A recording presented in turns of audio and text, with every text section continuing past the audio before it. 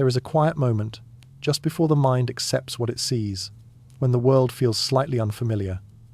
The Arctic begins in that moment, not as the frozen realm we picture today, but as a place shaped by warmth, light, and an unexpected gentleness. Long before the winds sharpened and the ice pressed itself across the sea, these northern shores were open and alive. Rivers threaded through soft valleys, mosses and shrubs covered rolling hills. Caribou wandered through landscapes touched by summer that lingered far longer than it should have. It is easy to forget that the Arctic once breathed differently, holding a pulse that feels impossible now. Scientists reading ancient sediments speak of pollen from trees no longer found there, of shells from creatures that needed milder water, of insects trapped in layers of soil that should have been too cold to sustain them. Each clue is a quiet whisper telling the same story. The Arctic was once a place where life moved freely. Fossil bones reveal herds grazing near lakes, now locked beneath permafrost. DNA preserved in soil traces the movement of animals and plants that shaped entire ecosystems. These fragments do not shout, they murmur, inviting us closer. As the evidence slowly aligns, an unexpected picture forms. Early humans traveling north would not have stepped onto a wasteland of ice. They would have arrived in a land that welcomed them with waterways open through most of the year, with coastlines rich in fish and birds, with seasons that unfolded slowly instead of slamming shut without warning. The Arctic they encountered would have felt challenging, yes, but not impossible. It may even have felt promising. This contrast unsettles the stories we were taught. We picture the Arctic as a world defined by cold, a place where survival itself is an act of defiance. Yet the earliest footsteps across this landscape belong to people who saw opportunity rather than threat. They followed herds, tracked the shifting of light across the sky, and built small camps on ground that would one day freeze so deeply it would fracture stone. Their world is gone now, sealed beneath centuries of advancing cold, but its memory lingers in the bones of the earth. The warmth did not last. Slowly, almost imperceptibly, the climate tightened, seasons shortened, ice began creeping back along the coasts, as if reclaiming territory it had merely loaned to time. The humans who once walked here felt the shift long before history recorded it. But before the cold settled in, before the land transformed into the world we recognize, there was a brief window when the Arctic was something else entirely gentler, richer, and quietly astonishing. And so a question rises, soft but insistent. If this ancient Arctic was open and alive, who were the first people drawn into its light? Long before the Arctic hardened into the landscape we know, long before its winters grew sharp and its silence deepened, footsteps appeared on its softer ground. They came from the west, moving slowly out of Siberia, following trails of animals that wandered across open plains now buried beneath the Bering Sea. These early humans carried little more than stone blades, fire, and the quiet intention to keep going. They did not see a frontier. They saw a widening horizon, a place where the land stretched so far that even the sky seemed to move with them. Archaeologists studying ancient riverbeds in Alaska and Siberia find traces of these first wanderers, flakes of stone shaped into delicate points, broken bones marked by clean, practiced cuts, charcoal from fires that burned long before ice reclaimed the earth. Each artifact is small on its own, yet together they reveal something profound. People reached the far north tens of thousands of years ago, guided not by certainty but by instinct, hunger, and the promise of open land. Back then, the world looked different. Coastlines extended miles beyond where waves crash today. Wide grasslands connected continents, forming a bridge that existed for thousands of years before sinking under rising water. Herds of mammoth and bison moved through this region like living tides, and humans followed them with a patience shaped by survival. These early groups carried no maps. They read the world directly: patterns in the wind, the direction of tracks, the behavior of birds skimming low across marshes. What appears harsh to us may have felt abundant to them. The rhythm of their lives can still be sensed in the objects they left behind. Stone microblades arranged in tidy bundles suggest planning, cooperation, the quiet conversations of families preparing for long journeys. Campsites reveal hearths that burned through cold nights, places where stories were shared in languages we will never hear. These moments, scattered across ancient soil, remind us that the Arctic was not discovered in a sudden burst of courage. It was entered gently, step by step, by people who understood how to move with the land rather than against it. As sea levels rose and the ancient land bridge disappeared, Many of their pathways vanished beneath the water, sealing away entire chapters of human movement. Yet the memory of those pathways lingers in the sediments, in the DNA of animals, and in the earliest traces of human presence across the north. The Arctic, even then, was not empty. It was a crossroads at the edge of the world, and so another question forms, drifting quietly between past and present. If these first wanderers opened the door to the north, when did the cultures we now recognize the true Arctic peoples begin to take shape, carrying new skills and deeper knowledge into the changing land ahead? Change in the Arctic rarely arrives with drama. It moves slowly, like a breath drawn over centuries, altering the world grain by grain until the land no longer resembles the place people once knew. After the first wanderers stepped into the north, they lived for a time as visitors following herds, circling rivers, resting in seasons that still held pockets of warmth. But the warmth began to thin, winters stretched farther into spring, ice settled earlier on the water. Animals shifted their routes with quiet inevitability. These subtle changes pressed against human lives, asking questions that could not be ignored. Over generations, families who once walked freely across open grasslands found themselves adjusting to new rhythms. Stone tools grew sharper, smaller, more deliberate. Hunters learned to read the ice as carefully as they once read the soil. Camps that were once temporary began to evolve into dwellings shaped to hold heat, offering shelter against increasingly unpredictable storms.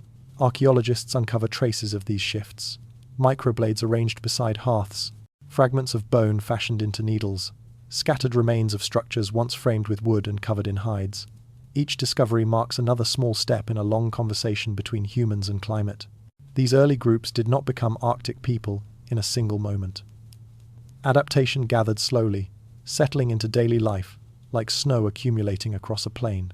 New hunting strategies emerged as prey animals changed their patterns. Diets expanded to include fish caught beneath freezing rivers, birds migrating along colder skies, and plants gathered during shortened summers. Movement became more precise.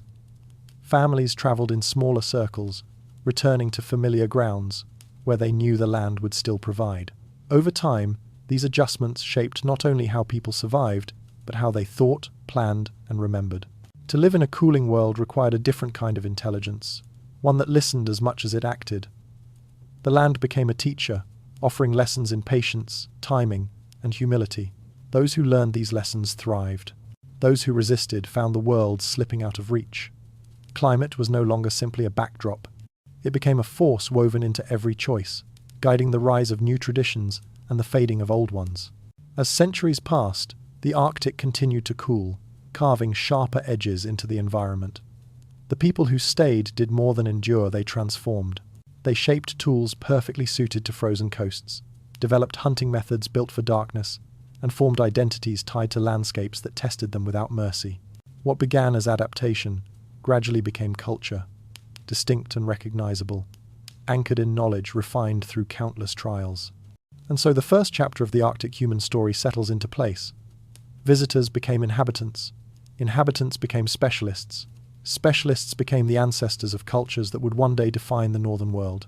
As the climate narrowed its grip, new societies emerged, each shaped by ice, by endurance, and by the quiet certainty that survival depended on listening to a land that never stopped changing. Long before the Arctic held the cultures we recognize today, another people moved quietly across its cooling plains. Their presence is known not through stories, nor through monuments, but through tools so finely crafted that they still catch light after thousands of years. The Denali complex appears in the archaeological record, like a whisper, precise, deliberate, and strangely sophisticated. Scattered across Alaska and the Yukon, their sites reveal microblades shaped with a mastery that feels almost out of sequence, as if they belong to a later age rather than an early one. To hold one of these blades, even in imagination, is to sense a mind working patiently against stone. These were not hasty creations. They were designed for hunters who understood their world intimately, people tracking caribou across windswept ridges, reading snowdrifts for signs of movement, waiting at river crossings where animals paused along ancient migration routes. In a landscape edging slowly toward deeper cold, the Denali people carved out a rhythm that balanced mobility with precision. Their tools suggest hunters who needed to travel lightly, yet strike effectively, who shaped their world not with bulk, but with subtlety. Archaeologists find their campsites arranged in curious patterns, Small clusters near river terraces, isolated hearths perched above valleys, abandoned workspaces where flakes of stone still lie in the positions they fell. These places feel personal, as if the people who lived there stepped away only briefly, intending to return. Yet no one did. The land swallowed their traces, leaving only the artifacts that now speak on their behalf. From these fragments, we try to infer how they lived, whether they travelled in extended families, how they shared food, what roles individuals held within their groups. The answers remain just beyond reach, shimmering like heat on snow. Season after season, they moved with the animals they depended on. Their shelters were likely temporary structures, skins stretched over frames, blocking the relentless winds that swept across open plains. Nights would have been long, but fires burned steadily, fed by driftwood carried downstream from distant forests. Around those fires, decisions were made: when to move, which valley to explore, which skill to pass to younger hands before winter pressed in again. Yet for all the detail their tools reveal, a deeper puzzle remains. Why do some of the oldest implements uncovered in the Arctic show craftsmanship so refined that later cultures rarely matched it? What knowledge guided these early hunters, and where did it lead once their presence faded from the landscape? The Denali complex stands at the threshold of Arctic prehistory, a beginning shaped not by simplicity but by unexpected sophistication. Their innovations, born from cold winds, shifting animals, and the quiet necessity of survival, foreshadow the cultural expansions that would follow. And as their story withdraws into silence, another rises behind it, carried across continents by people whose arrival would reshape the northern world. Around 5,000 years ago, a new presence began threading its way across the northern rim of the world. They were small groups at first, families, kin clusters, travellers carrying only what they could manage. But their arrival marked a quiet turning point in Arctic history. These were the Paleo-Eskimos, people who stepped into the vastness of the north with a kind of practiced confidence, as though they already understood how to read the land's shifting signals. They followed coastlines, where the sea brought life to the surface. Seals hauled out on scattered ice floes. Fish shimmered beneath clear shallows. Birds rose in waves from gravel shores. The Paleo-Eskimos were not simply wandering, they were choosing. They built their lives around the rhythm of the water, using finely crafted blades, bone points, and harpoons to gather food from an environment that demanded precision. Their dwellings were small, often dug into the earth or covered with skins and driftwood, yet their communities carried a sense of intention. Extended families travelling together, sharing warmth, tools, and memories. Their appearance reshaped the Arctic. For the first time, it became more than a passageway between continents. It became a home. The Paleo-Eskimos moved eastward from Siberia, settling across Alaska, Canada, and eventually Greenland. Archaeologists find their traces scattered like quiet footsteps across thousands of miles. Tiny flakes from tool-making, fragments of lamps carved from stone, beads shaped with care. These fragments reveal not only survival, but identity. The way they crafted their tools, the layout of their camps, the patterns etched into objects, all hint at stories carried through generations, stories we can sense but never fully hear. Their spread across the north was gradual, yet astonishingly wide. In places separated by oceans and years, the same style of microblades appears. The same types of small, efficient dwellings emerge. The same patterns of movement follow coastlines and seasonal migrations. This unity across distance suggests a shared worldview, perhaps even a sense of belonging to the same tradition. It is one of the rare moments in Arctic prehistory where a culture stretches so far, yet retains a recognizable essence. And yet, their story remains shadowed by mystery. How did a population so small maintain such resilience? What beliefs guided them as they moved through unfamiliar spaces? Why did they choose certain coastlines and avoid others? Their archaeological record feels like a conversation interrupted mid-sentence, rich in detail, but never quite complete. Still, one truth stands clearly. Their arrival marked the beginning of a long lineage of Arctic cultures. The Paleo-Eskimos became the foundation upon which later traditions would build, adapt, and sometimes break apart. Their footsteps formed the first lines of a story that would unfold over millennia, shaped by climate, migration, and the relentless pull of survival. And from these early wanderers, new branches soon emerged, each distinct, each carrying the Arctic's memory in its own way. In a land where every movement cost energy, and every mistake carried weight. A new approach to survival quietly took shape. The people of the Arctic small tool tradition arrived with tools so small, so finely crafted, that they seem almost delicate at first glance. Yet these fragments of stone, barely longer than a fingertip, carried an entire philosophy within them. In an unforgiving world, precision was strength. Families gathered in circles, shaping stone under fading light. Children watched elders strike flakes from carefully selected cores, each step practiced until it flowed like a memory. These microblades were fitted into slotted handles of bone or antler, forming knives sharp enough to process hides or carve meat with minimal effort. The smaller the tool, the lighter the load. The lighter the load, the farther a family could travel when the land demanded new routes. Efficiency became not merely a strategy, but a way of thinking, one that shaped everything from hunting methods to daily routines. The landscape around them was shifting again. Winters crept in earlier, stretching their shadows over the plains. Rivers froze sooner. Animals began adjusting their pathways, moving unpredictably as the climate cooled. In such conditions, survival required tools that wasted nothing, not time, not energy, not material. A hunter could carry dozens of microblades in a single pouch, ready to replace a damaged edge without slowing the pursuit of caribou or seal. These small pieces of stone formed the quiet backbone of a mobile life. But the AST was not only about tools. It was about movement swift, deliberate, and responsive. Their camps were temporary yet efficient, arranged in ways that suggest cooperation born of long practice. While some shaped stone, others scraped hides, prepared meat for drying, or repaired the delicate components of hunting gear. Even in the simplest tasks, there was a sense of refinement, as if every action had been honed by generations of experimentation. To imagine these communities is to imagine hands always at work, shaping the world in small increments. Nothing was wasted. No tool was larger than necessary.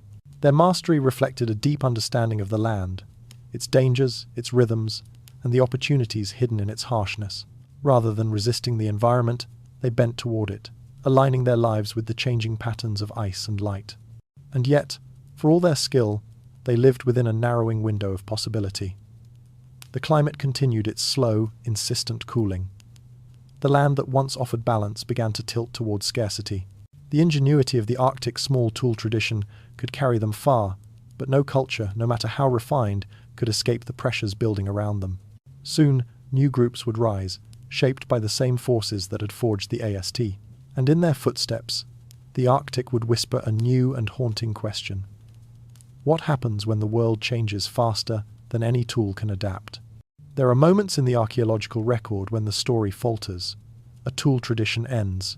A settlement is abandoned. A hearth, once warm, grows cold and never burns again.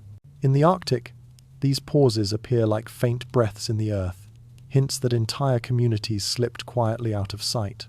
The first vanishings arrived long before written memory, long before the great cultural expansions that would reshape the North. They happened with so little noise that only the soil remembers them. Archaeologists trace these disappearances through layers of sediment, where one style of tool suddenly stops appearing, or where campsites once visited season after season fall permanently silent. Nothing dramatic marks the moment. No signs of conflict, no mass graves, no evidence of violent upheaval. Instead, the story fades gradually, like a path covered by drifting snow. People who once walked confidently through these landscapes simply stop leaving traces. Their absence feels deliberate, though we know it was more likely the result of forces that gave no warning. Climate may have nudged them away first. As winters lengthened and food grew scarce, small communities had fewer choices. Migration became necessity rather than exploration.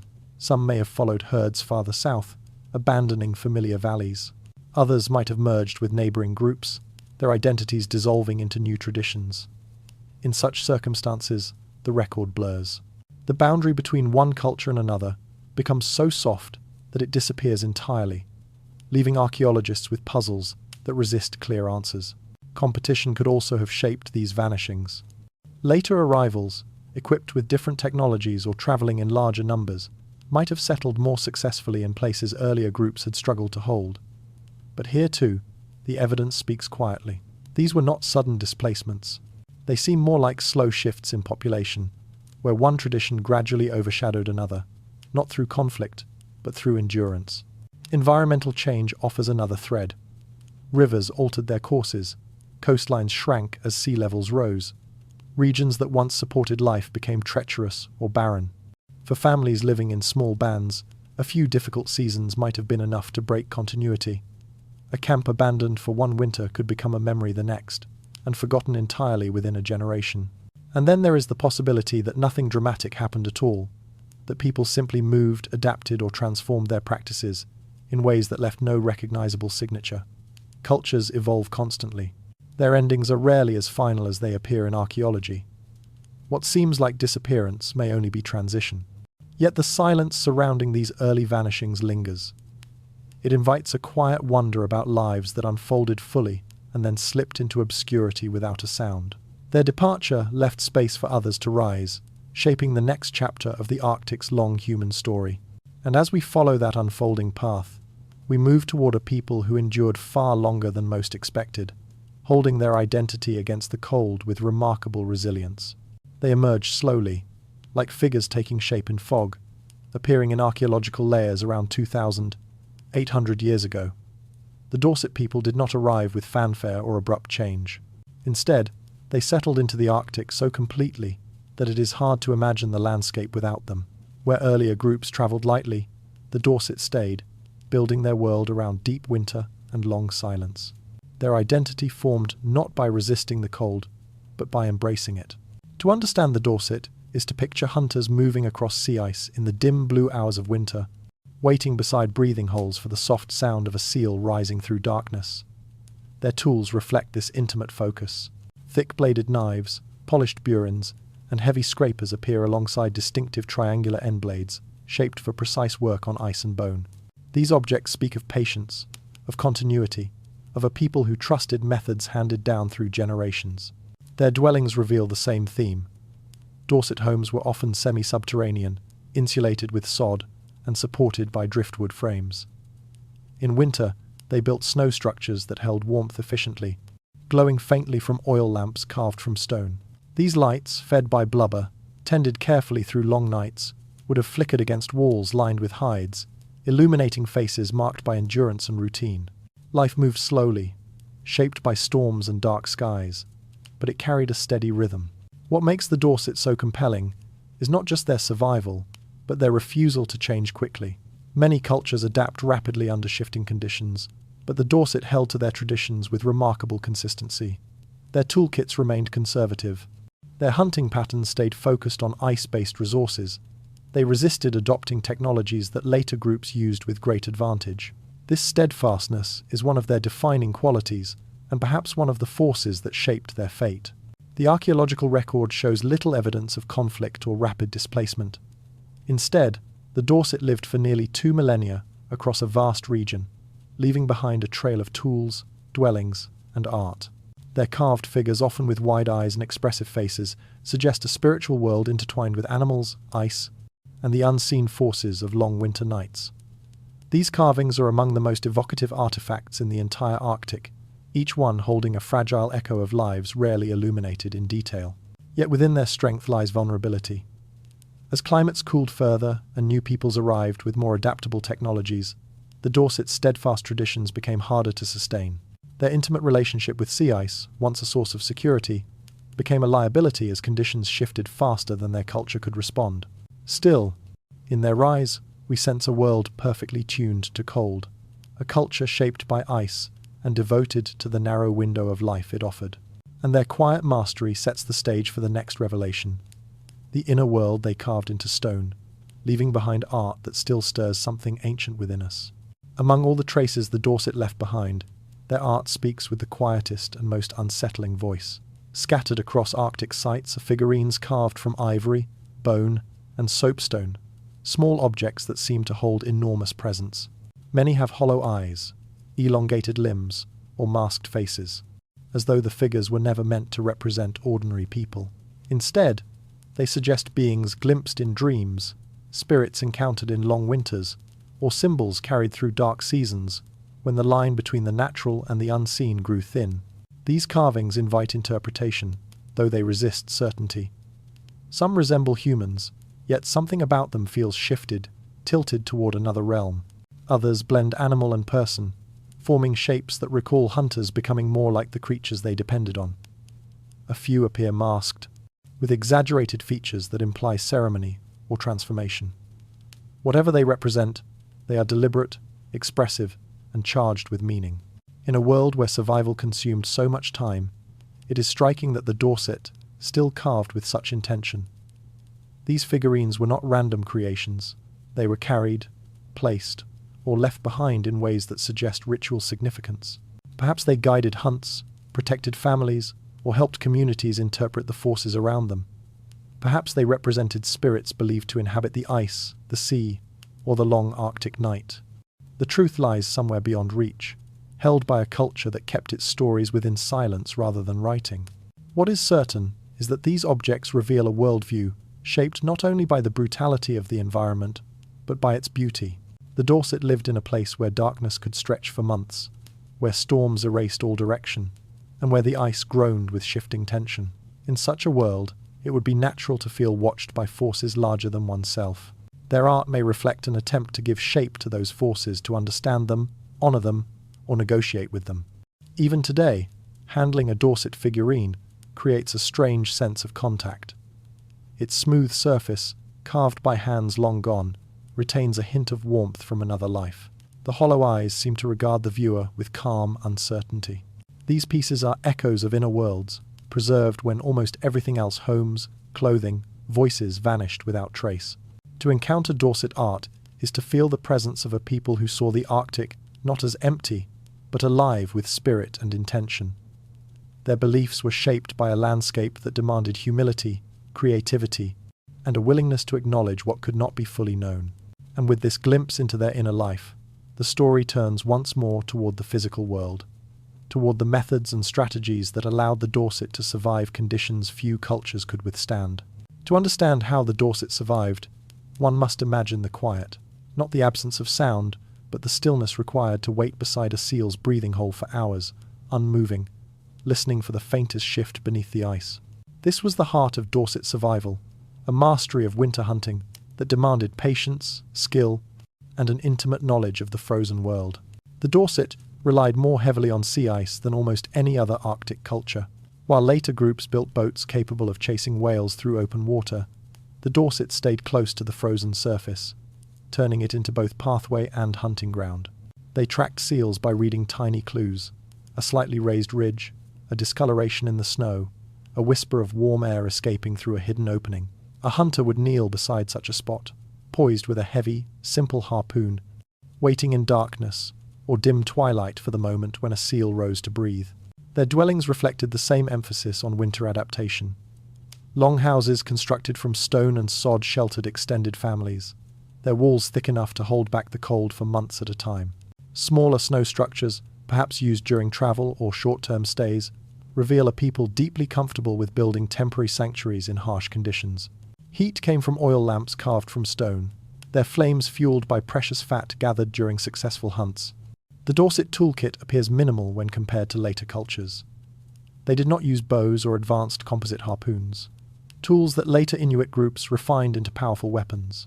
Instead, Dorset implements were sturdy, tactile, and deliberately uncomplicated. Their strength lay not in innovation, but in consistency. Each piece was well suited to a lifestyle built around predictability, following the same migration cycles, relying on patterns of ice formation, returning to familiar hunting grounds year after year. Yet this specialization carried risk. As the Arctic climate shifted unpredictably, the seals they depended on altered their behavior. Ice formed differently, broke earlier, or grew treacherously thin. The Dorset strategy required the world to behave in ways it no longer reliably did. Still, they persisted for centuries, adjusting where they could, enduring seasons of scarcity with the quiet resilience that defined their culture. To picture a Dorset winter is to imagine scenes carved from endurance. Hunters traveling across cracked ice, families gathering inside dim dwellings where lamp flame trembled against stone walls, children learning the same methods their ancestors once practiced. Their survival was an act of profound attention, listening to ice, watching weather, memorizing the habits of animals whose lives were bound to their own. Yet even a perfect adaptation becomes fragile when the world changes too far, too fast. As new groups entered the Arctic and the climate pressed harder, the Dorset way of life began to bend under pressures it could not fully absorb. Their mastery, once their strength, became the threshold of their vulnerability, setting the stage for one of the Arctic's most dramatic cultural transitions. The Dorset story does not end in a single moment. It thins gradually, like a lamp burning through its final wick. For centuries they lived with remarkable steadiness, repeating the same rhythms of winter hunting, building the same styles of shelters, carrying forward traditions shaped by countless generations. Yet slowly, almost too slowly for the people themselves to notice, the world around them shifted. The air grew colder, storms deepened. Ice formed earlier along the coasts where they once found food with ease. What had been difficult became demanding. What had been predictable became uncertain. Archaeologists studying Dorset sites see the change in quiet details. Settlements shrink from clusters of dwellings to single shelters. Toolkits become narrower, their once varied forms reduced to the essentials. The signs do not suggest collapse or violence. They suggest tightening communities withdrawing inward, families moving cautiously, decisions being made with fewer options at hand. It is as if the land itself began closing its doors, one at a time. The Dorset way of life depended on the stability of sea ice, a fragile foundation for any culture. When the climate cooled sharply, the patterns they had mastered no longer held. Seal holes froze differently.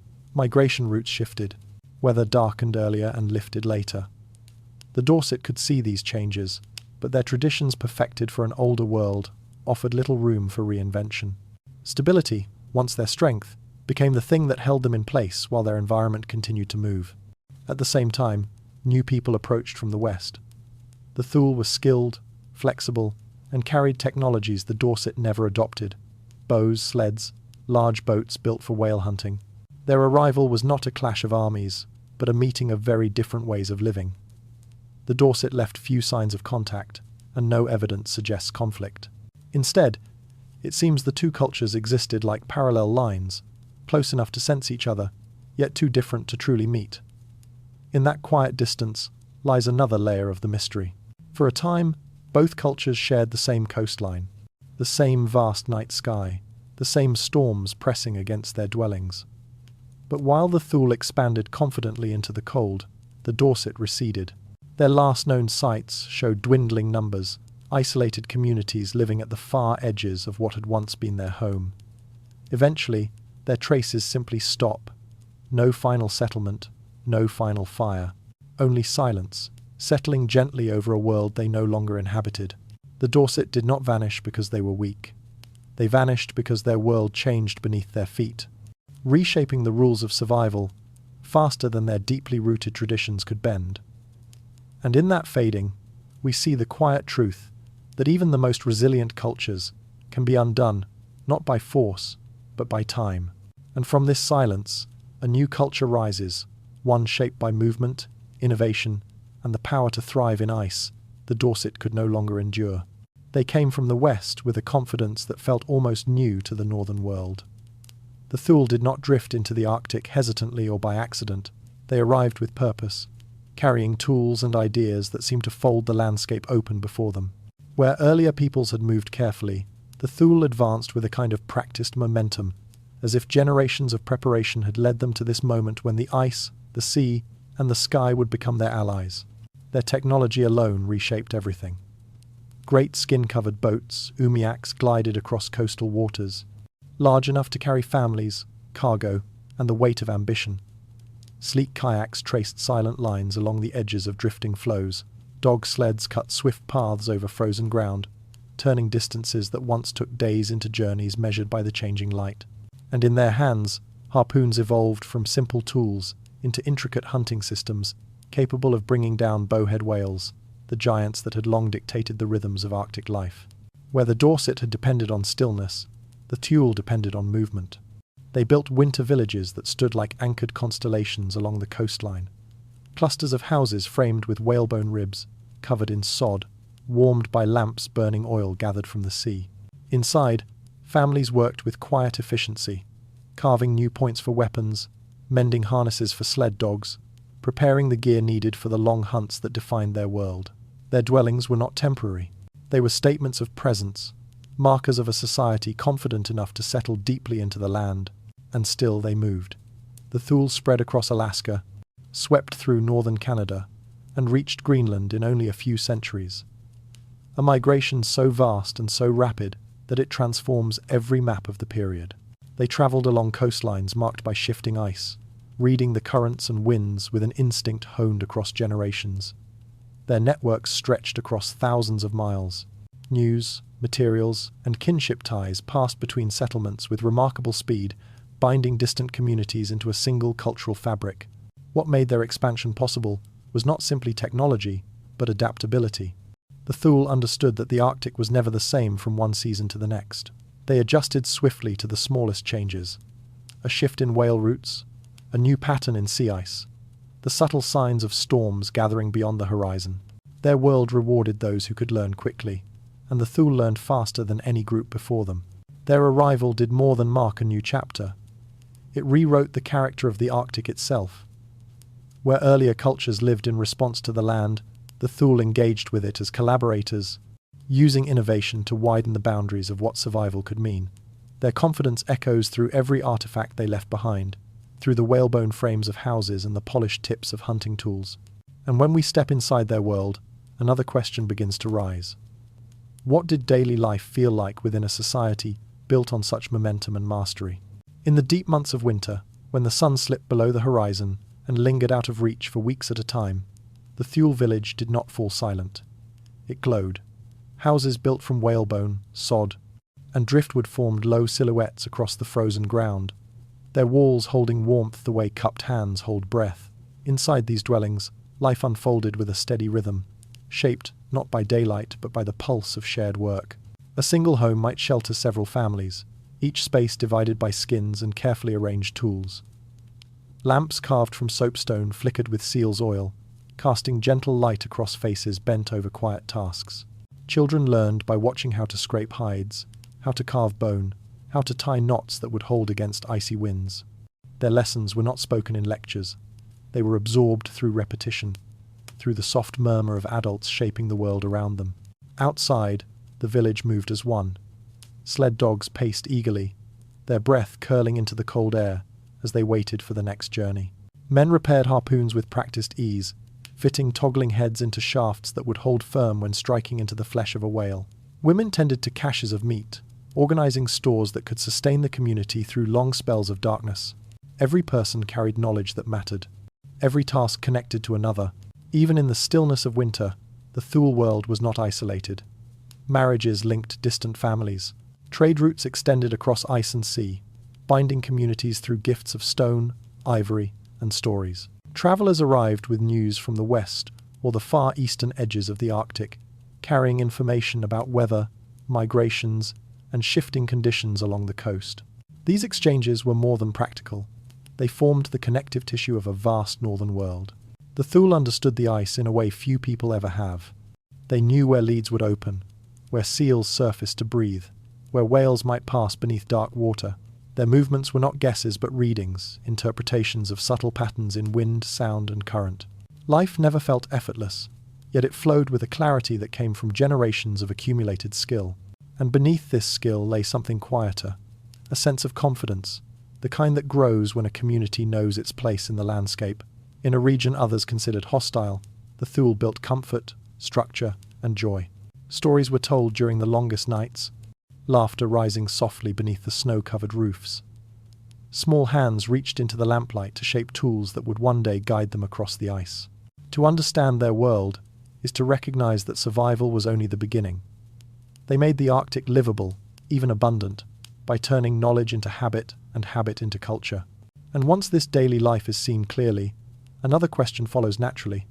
How far could such expertise carry them across the frozen expanse they called home? Across the wide sweep of the Arctic, where coastlines curve like quiet brushstrokes and horizons stretch without interruption, the Thule people built a world bound not by walls or borders, but by movement.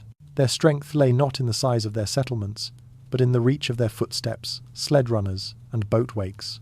Few ancient cultures mastered such a vast landscape, yet the Thule did so with a confidence shaped by ingenuity and deep familiarity with the North. Their mobility began with tools that reshaped possibility. Dog sleds carried hunters across frozen inlets and wind-carved plains, gliding over snow that would have trapped slower travelers. Kayaks sliced through cold water with a grace that belied their sturdy frames, while umiaks, large, skin-covered boats, carried families, tools, and hopes across immense stretches of ocean. Each method of travel served a purpose, forming a network of routes that tied together distant communities scattered across Alaska, Canada, and Greenland. Along these routes flowed more than goods. Meteoritic iron, prized for its strength, travelled from the far reaches of northwest Greenland to people who had never seen the stone fall from the sky. Driftwood, carried for hundreds of kilometers by Arctic currents, found new life in villages where trees had never grown. Carved ornaments, delicately worked tools, and stories wrapped in memory passed from one settlement to another, creating an invisible web of connection across the top of the world. This movement was not hurried. It followed the patient rhythm of seasons, the freeze and thaw of sea ice, the migration of whales, the long arc of the sun returning after winter. A Thule traveller understood these cycles intimately, reading the sky, the direction of wind-scoured snow, the thickness of ice beneath a sled runner. Their knowledge did not come from maps, but from repetition, from listening, from trusting the land to reveal its intentions to those who paid close attention. Through these networks, the Thule exchanged more than materials. They shared techniques for crafting harpoons, strategies for managing whale hunts, ways of building houses that held heat through months of darkness. Ideas traveled as steadily as goods, binding communities into a continent-spanning culture. In moments of scarcity, these connections allowed groups to support one another. In seasons of abundance, they strengthened kinship and widened the circle of trust. Compared to the isolated Dorset communities they eventually replaced, the Thule world feels expansive, outward-reaching, almost modern in its connectivity. Their mastery of travel granted them resilience in the face of shifting weather and unpredictable ice. Where others might have been trapped by changing conditions, the Thule adapted by moving, seeking new hunting grounds, forming new alliances, finding new paths across a land that rewarded flexibility. Yet even a culture so mobile, so well attuned to the northern world, would soon face pressures they could not outrun. The climate was shifting again, subtly at first, then with growing insistence, and as the environment changed, the roots that once held a continent together began to bend under the weight of a colder future. The world that the Thule once moved through with confidence did not stay still. Seasons that had been steady for generations began to shift, first subtly, then with a force that could not be ignored. The warmth that had opened the Arctic to their great expansion slowly receded, giving way to longer winters, thicker ice, and storms that arrived unannounced. What had once been a landscape of opportunity began to harden around them. The medieval warm period slipped into memory, and the Little Ice Age crept forward like an unseen tide. For a culture built around whales, change of this kind carried deep consequences. Bowheads, the heart of Thule survival, altered their migrations as ice pushed farther into the channels where hunters once waited. Some whales moved beyond reach, others arrived later, their patterns no longer matching ancestral knowledge. Thule hunters understood the sea intimately, yet the sea was rewriting its language. The quiet certainty they once held began to fray. In coastal villages, families adapted as best they could. Some shifted from whale hunting to sealing, travelling inland or along unfamiliar routes to find new sources of food. Others followed caribou more closely, learning the timing of herds that had once been only a seasonal supplement. Tools were modified, dwellings rearranged, and hunting parties reorganized to match a world in motion. These changes unfolded gradually, through choices made beside lamplight or whispered during long winter nights. Adaptation was not a single act, but a continuous negotiation. As resources fluctuated, communities began to drift apart. Regions that once shared tools, knowledge, and trade began to develop their own rhythms. Some groups grew more isolated, clinging to familiar coastlines in hope that conditions would steady again. Others moved boldly, exploring new territories where driftwood still washed ashore and hunting grounds felt more forgiving. The vast network that had once connected Alaska to Greenland loosened, not in collapse, but in quiet reorganization. The Thule world did not fall, it shifted, branching into the many regional Inuit cultures that would later meet European explorers. Yet beneath this gradual change lay a deeper truth. Even the most adaptable people must answer to forces larger than themselves. The Thule were not undone by conflict or failure. They were reshaped by the simple, relentless fact that the environment they had mastered was learning a new pattern. Their traditions, refined through centuries of success, met an Arctic that no longer behaved as expected. The land they knew was becoming a different land altogether. Still, their knowledge endured. The descendants of these communities carried forward the intelligence, resilience, and memory that had allowed the Thule to thrive. Even fragmented, their legacy remained woven into the Arctic's identity, its tools, its practices, its understanding of ice and wind. And now, with their rise and transformation traced, the story turns to the deeper force behind every cultural shift.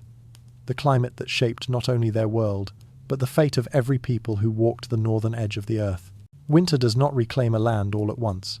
It returns in small gestures, cooler winds brushing the coastline, frost lingering a little longer on river stones, a thin edge of ice forming earlier than expected.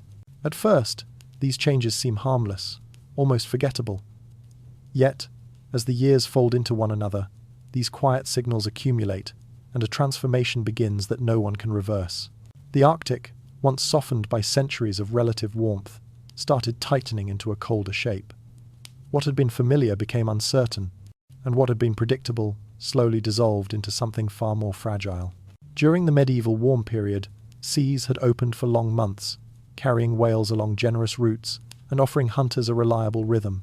But as temperatures slipped downward, the ocean responded with its own kind of caution. Ice crept across bays earlier each autumn, sealing passages that had remained open for generations. It lingered deep into spring, holding back the season of movement. Storms, once sporadic, grew more frequent and volatile, carving new boundaries along coasts and scattering drift ice across channels that people had learned to trust. For the cultures living along these edges, the shift was subtle at first. A hunting journey took longer than expected. A whale migration arrived thinner and later. Camps that once overlooked open water now faced frozen plains stretching toward the horizon. But slow change is often the most difficult to confront. It slips past awareness until its weight becomes undeniable. Year by year, the Arctic redrew itself around the people who depended on it, offering fewer certainties and more questions. Animals moved differently as well. Bowhead whales, sensitive to the slightest alterations in sea ice, began adjusting their migratory paths. Seals changed their haul-out sites. Caribou herds altered their crossings. Each shift forced communities to reassess decisions that had once come easily. Where to hunt, where to settle, where to wait out the darkest months. The old knowledge passed through memory, story, and instinct still held wisdom, but it no longer aligned perfectly with the world unfolding beyond the villages. This cooling was not sudden, yet its consequences deepened each decade. Families who had once traveled confidently along familiar routes found themselves hesitating before ventures that now carried risk. The ocean, once a generous provider, became a realm of hesitation. Even the land seemed to breathe differently, its silence thicker, its winters longer, its summers compressed into brief interludes of fragile warmth. Climate is often imagined as a distant force, detached from daily life. But here, in the far north, it was a companion, sometimes gentle, sometimes punishing, always present. As the Little Ice Age approached, it shaped decisions as surely as hunger or hope. By the time the shift was unmistakable, the Arctic had already entered a new era, one that would test every culture living beneath its widening cold. And once the ice began to reclaim its territory, another question emerged quietly beneath the surface. How would the animals and the people who followed them respond to a world that no longer moved in familiar patterns? Change in the Arctic rarely announces itself. It begins with a subtle shift in wind, a different tension in the water, a silence where movement once lived. As the world cooled and sea ice thickened earlier each year, the animals that had long shaped human survival began to drift toward unfamiliar paths. Bowhead whales, once reliable travelers along ancient coastlines, started to slip away from waters they had frequented for generations. Their deep calls faded into distant channels, carried by currents that no longer behaved as they once had. For the Thule, and for the smaller communities scattered across the north, this was more than an inconvenience. Bowheads were not merely a resource, they were a cornerstone. A single whale provided food, oil, bone, and tools, an anchor that held winter at bay. When these giants shifted their migrations, people felt the change immediately. Hunters, who had known the sea all their lives, found themselves waiting beside leads that never opened, watching ice plates lock into place where open water had always appeared. The world beneath them was changing its logic. Caribou began altering their routes as well. Trails that had been imprinted into memory for centuries suddenly went quiet. Herds stopped appearing at familiar river crossings. New paths opened far to the south or high into the mountains, beyond the reach of communities already stretched thin. Seals and walrus followed the ice, moving in unfamiliar patterns as frozen expanses expanded and fractured unpredictably. Even fish shifted, following the cold into deeper waters, where nets could not reach. It was not a single catastrophe, but a slow rearrangement, as if the Arctic were quietly redrawing its map. People noticed the changes first through hunger, then through distance. Hunters travelled farther, venturing across rougher ice, navigating storms that formed without warning. They brought back stories of empty places, shores where seal holes no longer broke the surface, bays where whale spouts had vanished entirely. Each journey carried more uncertainty, more risk, and more silence. Communities began to adapt in the only ways they could. Diets shifted towards smaller mammals or inland game. Fishing efforts increased where rivers remained accessible.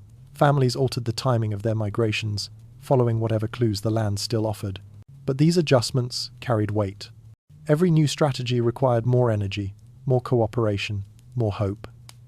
The familiar balance between people and animals, shaped over thousands of years, was slipping out of alignment. Even so, life continued. Fires were lit, shelters repaired, tools sharpened. People listened to the land with the same patience that had sustained their ancestors. Yet beneath their efforts, a quiet truth settled in. Survival in the Arctic depended not only on enduring the cold, but on understanding the movements of the animals that had always guided them. And now, those movements were changing. As the pressure grew, the human story began to shift again. The next chapter unfolds where adaptation becomes necessity, and necessity reshapes every pattern of daily life. When the great whales began to pull away from familiar coasts, the change did not arrive with thunder. It unfolded slowly, like a curtain drifting across the horizon. Families who had relied on bowheads for generations woke to quieter seas, fewer spouts rising in the distance, and migration routes that no longer followed the lines carved into ancestral memory. At first, the shift seemed temporary, a missed season, a lean year, but the patterns persisted, and the people who lived by the ocean understood that the world was asking them to move differently. They did not collapse beneath this pressure. They listened. Hunters began studying the new rhythms of seal-breathing holes, watching patiently for the faintest rise of air beneath thickened ice. Others turned inland, following the tracks of caribou weaving through valleys where winter now lingered longer. Fish traps were redesigned to catch species that had drifted into colder waters, filling rivers that once held little more than passing schools. Quietly, without ceremony, the Arctic was teaching new lessons, and communities shaped their days around learning them. Tools began to shrink or lengthen depending on need. Harpoon heads became lighter, easier to repair, and more adaptable to different prey. Clothing grew thicker, stitched with greater care to withstand extended storms and unpredictable freezes.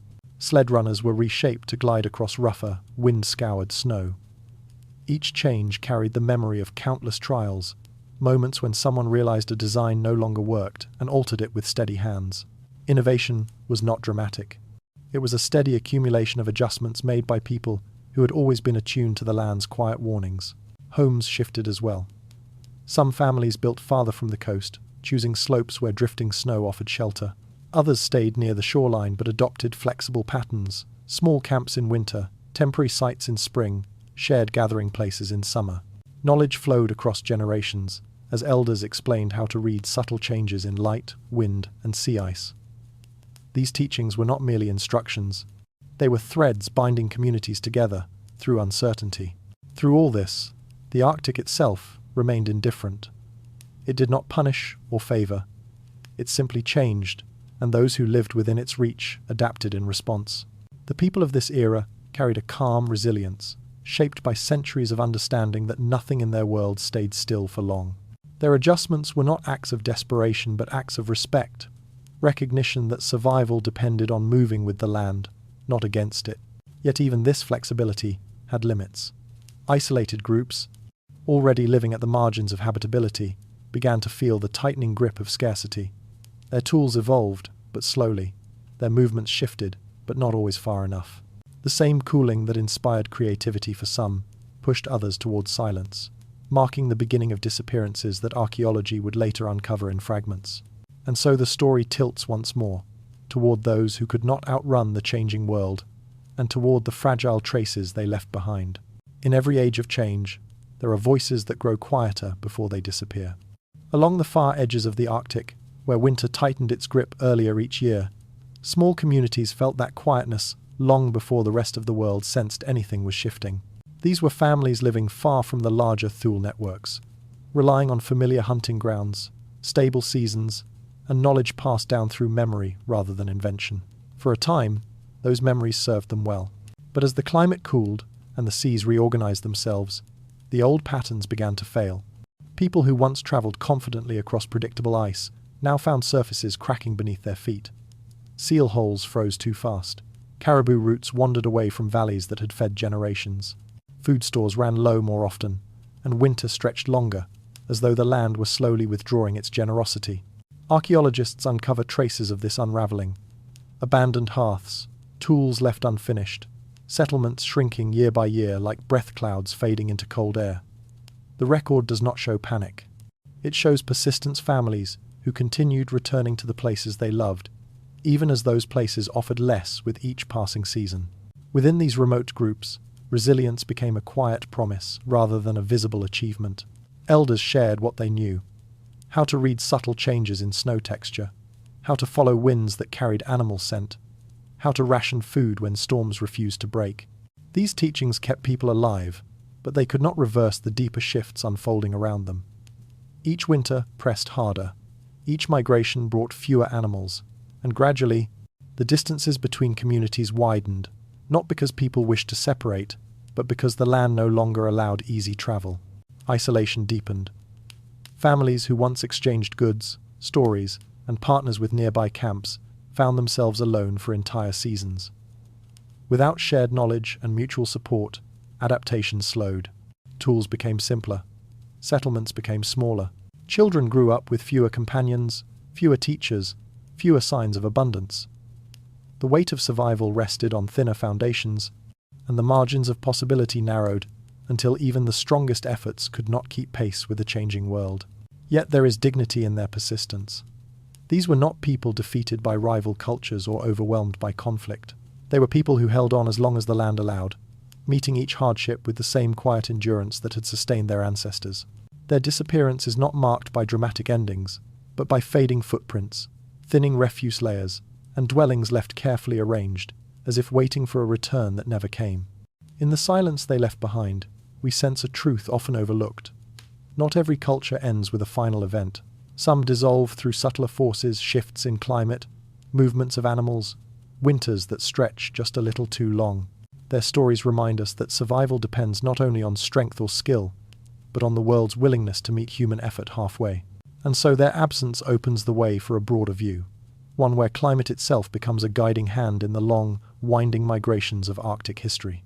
Long before any culture set foot on its shores, the Arctic was already shifting, already reshaping itself in rhythms far older than human memory. It grew and shrank in slow motion, breathing in ice and breathing out warmth across tens of thousands of years. To understand the people who once lived here, we must first understand the land beneath them, a land that never held its shape for long. Glaciers thickened, then withdrew. Coastlines advanced, then drowned. Each transformation wrote a new chapter long before human hands ever touched the soil. During the Great Ice Ages, enormous sheets of frozen water crept outward like pale continents, pressing the earth down under their weight. When the world warmed, they melted back, releasing rivers that shifted entire landscapes. Sea levels rose, swallowing valleys. Then they fell again, uncovering plains where mammoths wandered under skies brushing the edges of winter. The Arctic is often described as static, but nothing about it has ever been still. It has always been moving, reorganizing itself like a vast puzzle, with pieces that never quite fit the same way twice. One of the most dramatic of these transformations was the rise and fall of Beringia, the land bridge that once connected Siberia and Alaska. During colder eras, so much water was locked in ice that the sea retreated, exposing a continent-sized corridor. Grasslands stretched across what is now ocean, offering routes for animals and the humans who followed them. When the world grew warmer again, the bridge vanished beneath waves, erasing trails that had guided migrations for generations. What once was passage became memory. These cycles shaped every culture that later emerged in the Arctic.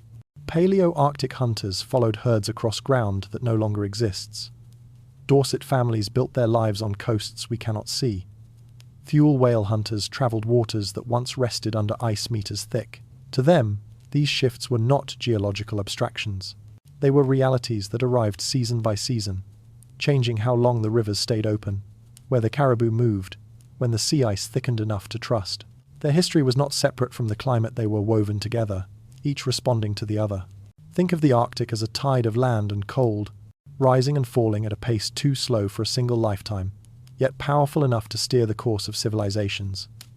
These movements shaped migration routes, hunting grounds, and the very possibility of survival. They opened windows of opportunity, then closed them again without warning. Cultures rose not merely because they were skilled, but because they emerged during moments when the land allowed them to flourish. When we step back and watch the Arctic across deep time, its history begins to pulse like a heartbeat, steady, cyclical, and far older than the stories carved into bone or stone. And once we feel that rhythm, a new question follows naturally. How did the first people move through a world that never stopped changing beneath their feet? There was a time, far earlier than memory and older than any map, when the edge of Asia did not end at the sea. Instead, a vast plain stretched outward, wide as a continent and quiet as dawn. This was Beringia, a world now lost beneath cold, restless water. Yet, when it existed, it carried life with a richness few imagine today. Grasses brushed against the legs of mammoths. Horses moved in disciplined herds across rolling hills. Reindeer traced the same ancient paths, season after season, their hooves tapping out a rhythm that echoed across the open ground. And behind them, following slowly, came humans. To picture these families is to enter a world that should feel alien, yet somehow doesn't. The land beneath their feet was neither tundra nor forest, but something in between, a broad steppe warmed by winds that kept the soil open even in the depths of winter. Rivers braided through the landscape, freezing and thawing in gentle cycles. Food was plentiful, light travelled farther, and for a time, Beringia offered something rare in the far north: stability. People crossed it not in a single wave, but in many. Some stayed for generations, living in shelters of wood and hide, harvesting what the land provided. Others drifted eastward, drawn by curiosity, hunger, or the quiet pull of horizons unexplored. Their children grew up watching herds move across distances that seem impossible today, learning to track migrations by the tilt of the wind or the shifting of birds overhead. Beringia shaped their awareness of the world. It gave them confidence that movement itself was a form of survival. Archaeological traces of this time are subtle stone flakes, buried beneath silt, fragments of bone shaped into needles, faint hearths that once warmed families through long winters. Yet each artifact carries the same message. This was not a barren no-man's land, but a refuge where humans, animals, and climate briefly aligned. In these remnants, we sense lives unfolding at a pace guided not by urgency, but by seasons. But Beringia's gift was temporary. As the last ice age waned, the sea began to rise.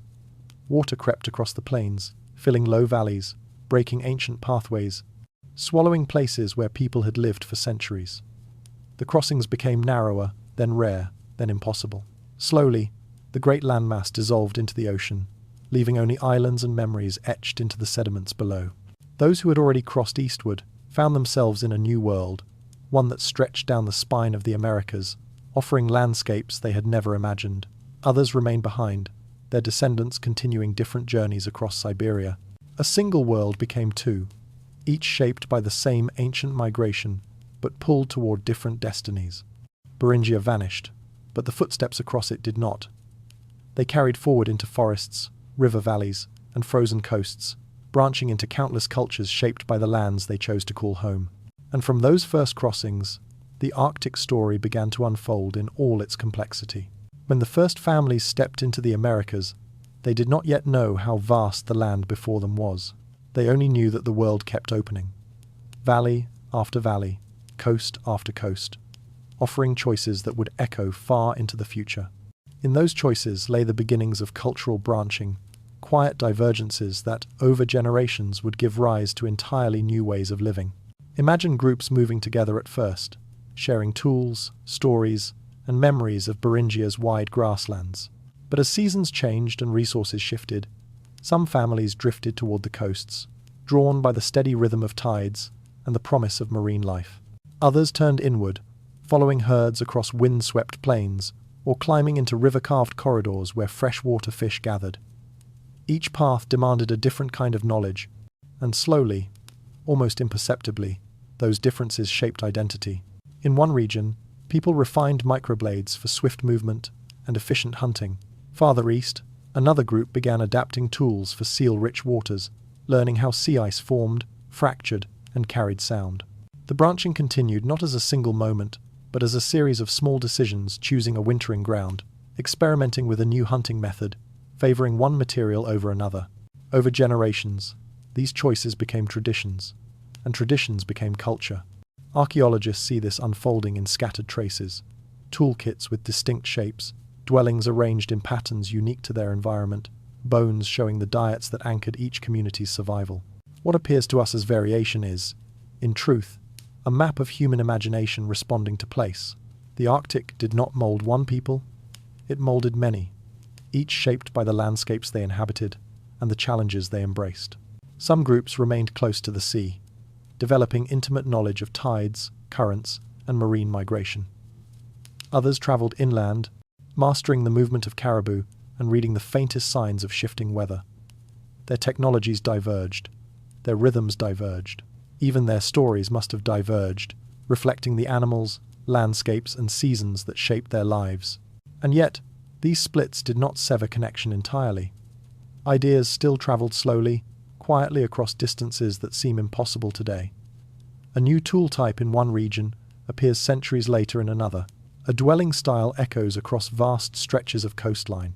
It is as if the early Arctic world breathed through many lungs, separate, yet faintly synchronized.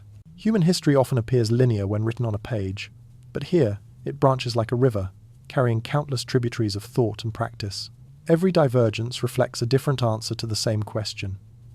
How do we live in a world that never stops moving? As generations passed, these branching paths hardened into distinct cultural lineages. The Arctic small tool tradition emerged from one thread, the Paleo-Eskimos from another, and the Dorset from yet another. Later still, the Thule would rise and move eastward, weaving their own story into the fabric of the North. But before those cultures took full form, all of them shared this early moment when branching began, and the Arctic's human story widened into many possible futures. In the Arctic, nothing stays still for long. Ice advances, ice retreats, and every shift pulls human lives with it. For thousands of years, people living in the North learned to move in rhythm with forces far larger than themselves. They did not command the land, and they did not expect it to remain unchanged. Instead, they watched, listened, and adjusted, understanding that survival depended on honoring a world that behaved less like a landscape and more like a living presence. Across eras, cultures rose in response to the possibilities the climate offered. When the land opened, people expanded. When the cold pressed in, they narrowed their routes, refined their tools, or sought new places where life could still take hold. Each community entered a quiet negotiation with its surroundings, never a single agreement, but a lifelong conversation carried from one generation to the next. The archaeological record shows this unfolding slowly, camps shifting by a few miles, diets altering by a few species, tools changing by a few millimeters. Small adjustments, yet each one shaped destinies. Some groups adapted swiftly, bending their traditions to meet new challenges. Others held tightly to the knowledge passed down by their ancestors, trusting in the methods that had served them for centuries. But a changing environment cares little for certainty. The ice did not pause for contemplation. Winds grew sharper, hunting grounds moved, and patterns that once seemed eternal dissolved before anyone could fully understand what was happening. Cultures that remained flexible endured. Those bound to older rhythms found themselves struggling to keep balance on land that no longer behaved as expected. Human history in the Arctic is often described through artifacts: blades scattered in soil, ruined dwellings softened by time, fragments of bone shaped by careful hands. Yet each of these objects reflects a deeper truth. People were always responding to something shifting beyond their control. They were solving problems that did not wait. Every tool is a reply to a new difficulty. Every migration is an answer to a question the land asked. This long negotiation blurs the lines between success and decline. The disappearance of a culture is not always a failure. Sometimes it is the final chapter of a tradition that reached the edge of what the land could support. Sometimes it is transformation knowledge reshaped, carried forward under a different name. The Arctic shows us that endurance is rarely linear. It bends, fractures, reforms, much like the ice itself. And so the patterns continue. As we trace ancient footsteps through shifting climates, we begin to see that these people were not simply surviving a harsh world, they were learning how to move with it. Their choices reveal a relationship both fragile and resilient, marked by humility in the face of forces too vast to resist. From this understanding, a quiet door opens.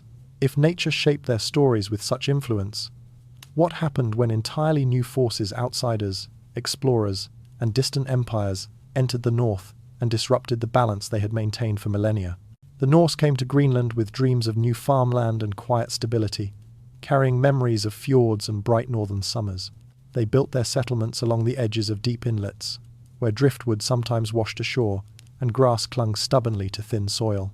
Their homes, made of stone and turf, held warmth unevenly, but they endured, tending cattle in a landscape never meant for cattle, shaping a life that depended on trade, hunting, and a balance that grew more fragile each year.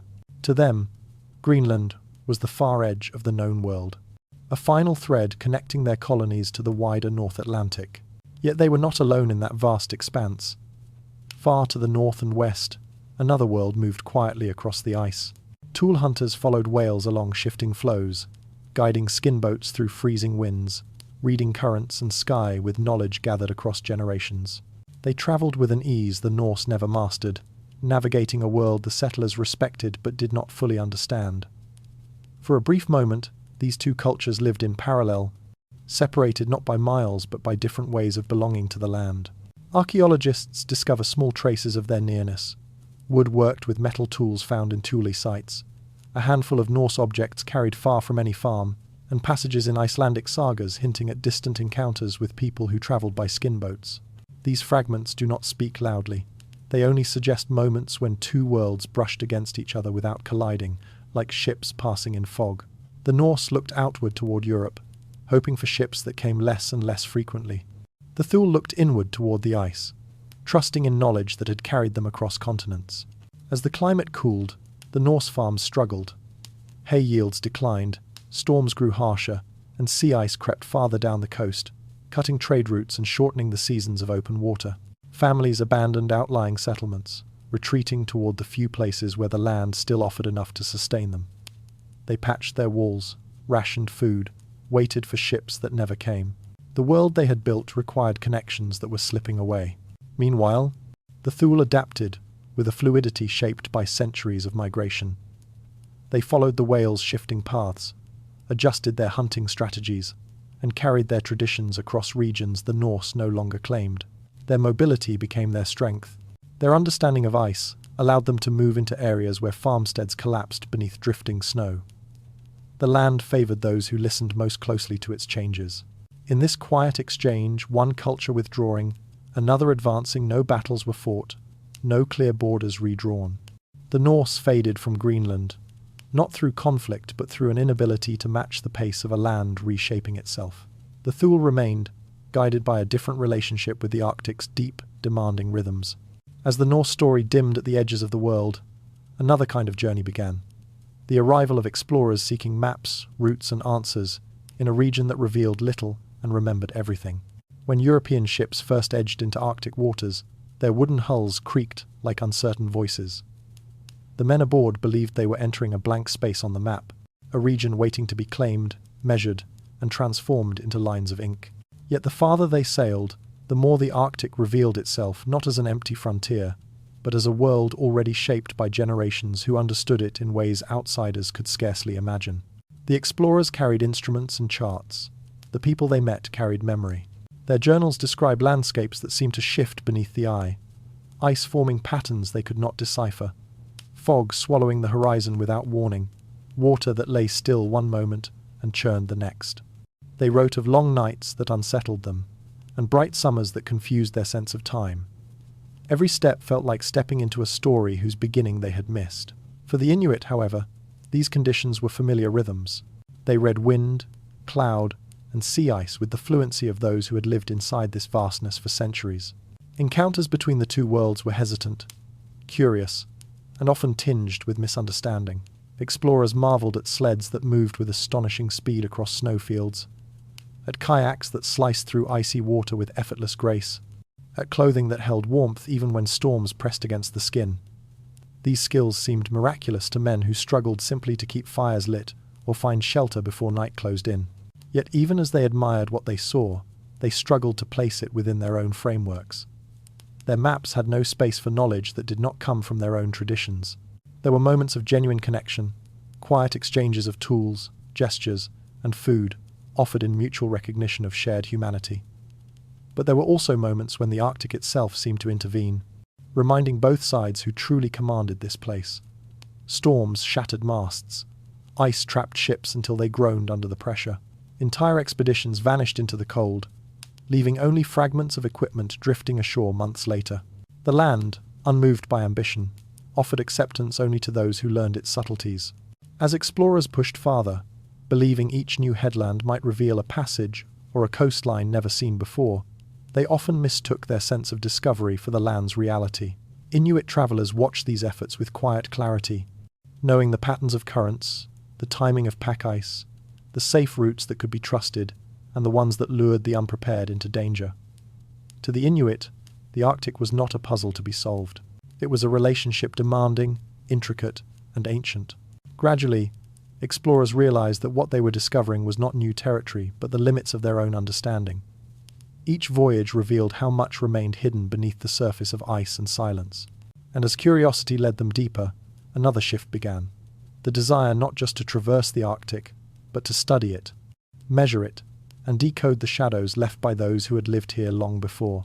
When the first scientists traveled north, they believed they were entering a place untouched by interpretation, a landscape waiting to be measured and mapped. Yet the Arctic had already been read for thousands of years by hunters who understood the wind as language, by families who watched ice the way others watched the sky. The newcomers arrived with notebooks and theories, unaware that the land itself only reveals its truths slowly and never all at once. In the 19th century, geologists chipped samples from ancient cliffs, hoping to reconstruct climates long vanished. Naturalists catalogued birds and seals, tracing migrations that threaded through seasons of light and darkness.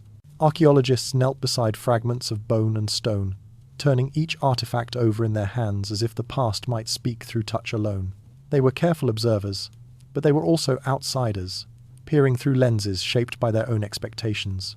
What they saw often seemed incomplete, a puzzle missing too many of its pieces. Still, they pressed on. Camps were built on frozen beaches, journals filled with sketches of tools, settlements, and landscapes that appeared barren but were alive with meaning. Many early researchers misunderstood what they found, describing artifacts as primitive or isolated when they were part of traditions stretching across centuries. Some dismissed oral histories entirely, assuming that memory could not hold truth in a place shaped by so much silence. Yet the Arctic corrected them, gently but firmly. They began noticing patterns in the ice, in the arrangement of dwellings, in the placement of hunting stands near breathing holes. They realized that every abandoned house had a story of migration, resilience, or loss woven into its foundation. They learned that silence is not emptiness. It is another form of record, one that demands patience to read. Over time, scientists started listening more closely. They measured layers of soil, revealing warm periods and cold eras stacked like pages in a book. They mapped the spread of ancient cultures across thousands of miles, traced by tools so similar in form that they could only have come from shared knowledge. They compared early observations with the accounts of Inuit elders who understood the ice not as a barrier, but as a companion that changed shape year by year. Slowly, the Arctic began to speak in ways the researchers could understand. The land offered clues, but never freely. Every insight came with uncertainty, every conclusion softened by the recognition that the past moves in shadows. Science advanced not through sudden revelation, but through the gradual acceptance that this region held more mystery than certainty. As these early investigations unfolded, a deeper truth emerged. The Arctic could not be studied from a distance. It required humility, a willingness to question assumptions, and an openness to knowledge carried through stories rather than instruments. And as scientists learned to listen, the Arctic's long-hidden narrative began, at last, to take shape. Now, another voice would enter the conversation, one rooted not in measurement, but in memory. Across the Arctic, memory does not sit in books or archives. It drifts through the air like snow carried by wind, held in the voices of those who walk the land. For the Inuit, the past is not a distant continent. It is a presence that moves beside them, guiding choices, shaping knowledge, and reminding each generation that they stand within a lineage far older than the houses they live in or the tools they carry. Their history is alive, spoken in the cadence of stories that rise and fall like the tides beneath pack ice. Elders describe places where the sea behaves differently, where currents pull in ways learned from ancestors who watched the same waters long ago. They speak of trails hidden beneath winter storms, of safe crossings that appear only when the moon reaches a certain height, of winds that shift in patterns so subtle that only those who have lived a lifetime with them can recognize their meaning. These stories do not compete with science, they expand it. They hold observations shaped over centuries, refined through careful watching, patient listening, and a deep belief that the land reveals itself only to those who respect its rhythms. Inuit oral history reaches back into eras where written records fall silent. Some stories describe encounters with earlier peoples groups who built different houses, hunted with unfamiliar tools, or moved across the ice in ways that seem strange now. These accounts do not claim certainty. They offer fragments of memory, carried forward because they felt important. They acknowledge the presence of those who came before without reducing them to mysteries or myths. In these narratives, the Arctic becomes not an empty wilderness, but a layered home where countless footsteps overlap. Place names, too, hold pieces of the past. A cove named for a moment of danger. A ridge named for a successful hunt. A frozen inlet named for someone who never returned. These names preserve stories that might otherwise vanish, anchoring memory to geography so that each journey across the land becomes a walk through time. Even when old settlements erode, or artifacts remain buried beneath snow, the names endure, reminding those who pass by that human lives were woven into these places long before the modern world arrived. Through these traditions, the Inuit reveal something essential. History is not only what survives in the ground, it is what survives in the mind. It is what is repeated at the end of long nights, shared during travel across frozen seas, murmured to children who fall asleep listening to the crackle of lamps burning seal oil. It is knowledge that does not freeze, even when the land does. And as these memories unfold, they soften the boundary between ancient and modern, showing that the Arctic story has never been a succession of isolated cultures, but a continuous thread of human presence. With this understanding in place, the documentary turns toward the deepest question of all. What happened to the peoples who vanished from the archaeological record, and what echoes of them still remain? Across the Arctic, there are places where the story stops. A scatter of tools, a darkened hearth, a broken point half buried in sand, and then nothing. Not a slow fading, not a clear departure, but an abrupt quietness.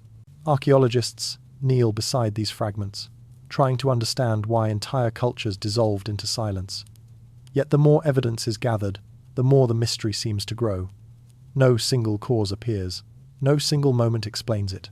Instead, the past feels like a mosaic with pieces missing, patterns visible only in faint outline. Some groups vanished during periods of sudden cooling, when sea ice expanded and animals shifted their routes. Others disappeared during warmer intervals, when melting coasts forced families inland or erased hunting grounds they once depended on. A few cultures, like the early Paleo-Eskimos, left behind traces suggesting long-distance movement rather than decline. Their stories simply drifted elsewhere, beyond the places we know to look. And some, like the Dorset, left evidence of both strength and fragility, as though they stood at a crossroads of possibility before eventually stepping into obscurity. The puzzle deepens when we consider population size. Many Arctic cultures were small to begin with, bands of families spread across immense landscapes. A single harsh winter, a failed hunting season, or the loss of key knowledge could ripple through these communities with more force than we imagine. Still, numbers alone cannot explain the quiet endings. Some groups survived far worse conditions. Others disappeared despite seemingly favorable circumstances. The Arctic refuses simple logic. It moves in cycles that bend human stories in unexpected directions. Resource shifts offer another clue. When bowhead whales changed their migration paths, when caribou herds altered their routes, when seals moved to different ice edges, entire lifeways began to fray. A culture rooted in one pattern could endure for centuries until the pattern changed. And yet, even this explanation feels incomplete. Some groups adapted swiftly, reshaping tools and habits. Others held to older methods, perhaps out of tradition, perhaps out of necessity, until the world outpaced them. Interaction with neighboring peoples adds yet another layer. Some vanishings may not be vanishings at all, but absorptions, families joining stronger or more mobile groups, identities blending into new traditions. If such changes happened gradually, they would leave little archaeological trace. The silence in the record might simply reflect a merging rather than a loss, a shift in language and custom rather than extinction. In the end, the disappearances feel less like abrupt departures and more like the slow closing of many small doors. Climate, migration, competition, and choice, all these forces shaped outcomes we can only partially reconstruct. The Arctic's ancient past remains filled with gaps, but those gaps are not empty. They remind us that history is shaped as much by what we cannot see as by what we can. And as these early cultures fade from the landscape, another rises behind them, one whose resilience and mystery will demand an even closer look. Change in the Arctic rarely announces itself. It gathers quietly at the horizon, folding into the wind, slipping across coastlines until the world shifts beneath the feet of those who depend on it. For ancient cultures, shaped by precise rhythms of ice and animal movement, even a small alteration could ripple through every part of daily life. Over centuries, those ripples grew into waves. Temperatures dipped, storms lengthened. Sea ice thickened where it once broke apart and vanished in places where it had stood for generations. To the land itself, these changes were neither kindness nor cruelty. They were simply part of its long, indifferent breathing. The first to feel the pressure were often the specialists, the groups whose way of life relied on patterns that had held steady for centuries. The Arctic small tool tradition, built on efficient travel and predictable migrations, found their roots disrupted by shifting ice and changing herds. A valley that once offered clear passage might be choked by snowdrifts the next year. Rivers froze unevenly.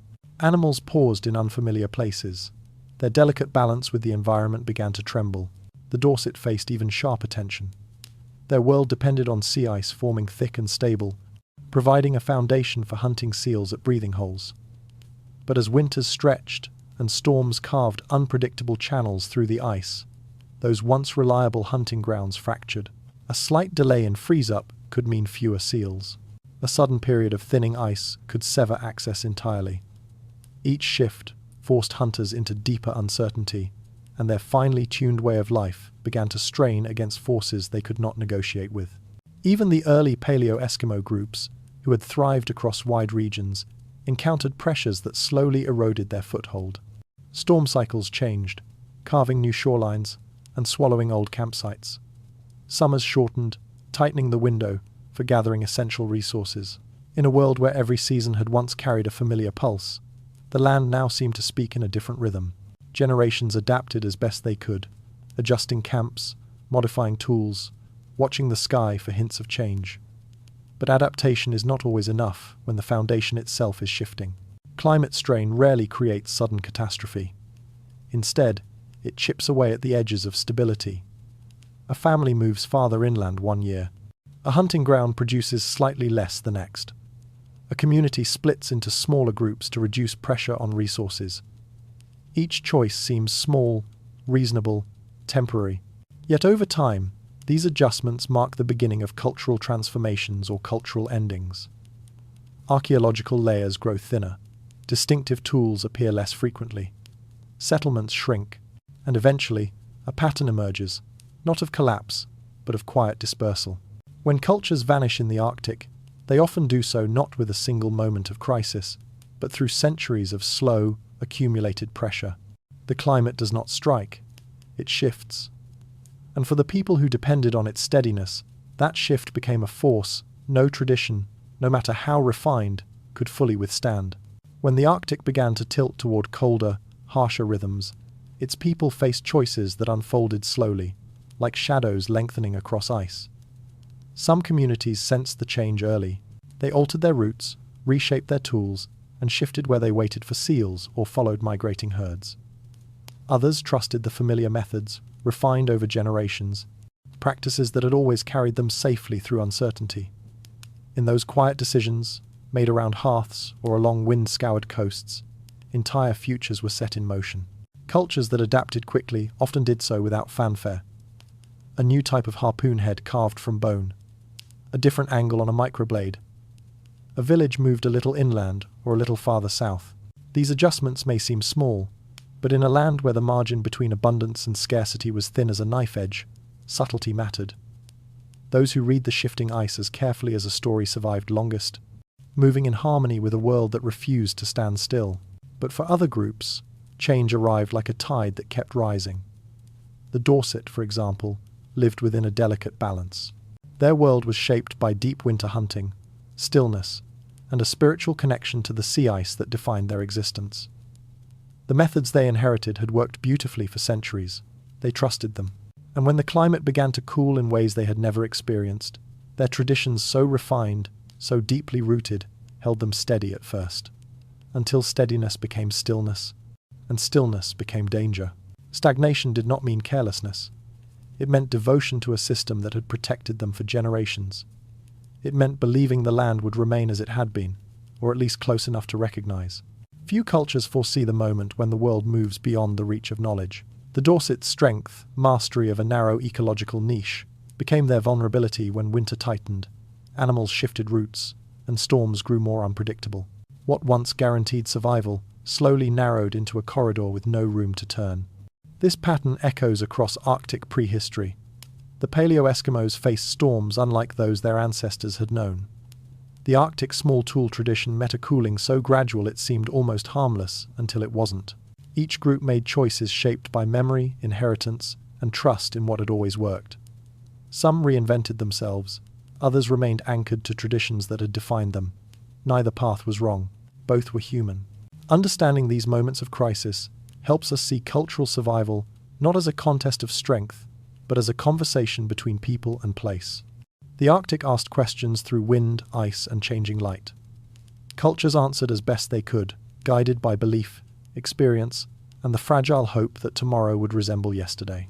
Yet survival also depended on movement. As the world cooled and opportunities shifted, some groups began to migrate, following new coastlines, new animals, and new possibilities. Their footsteps lead into the next story. How movement itself became a force shaping who endured and who faded into the quiet.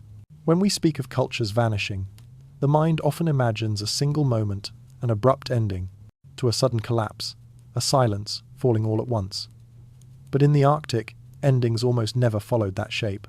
They unfolded slowly, like dusk stretching across a long horizon, blending one world into another until the boundary between them softened beyond recognition. Cultures did not disappear so much as drift, shift, and settle into new forms. The land itself encouraged this kind of quiet transformation. As the climate cooled and resources contracted, small groups began moving along familiar routes, seeking places where seals still surfaced, or where caribou still passed in steady lines. Some traveled only a few valleys away. Others followed coastlines for hundreds of miles. Their movements were not dramatic migrations meant to rewrite history. They were simple acts of survival, repeated across generations until the shape of a culture slowly changed. When the Thule advanced from the west, their arrival did not sweep the Dorset from the map in a single encounter.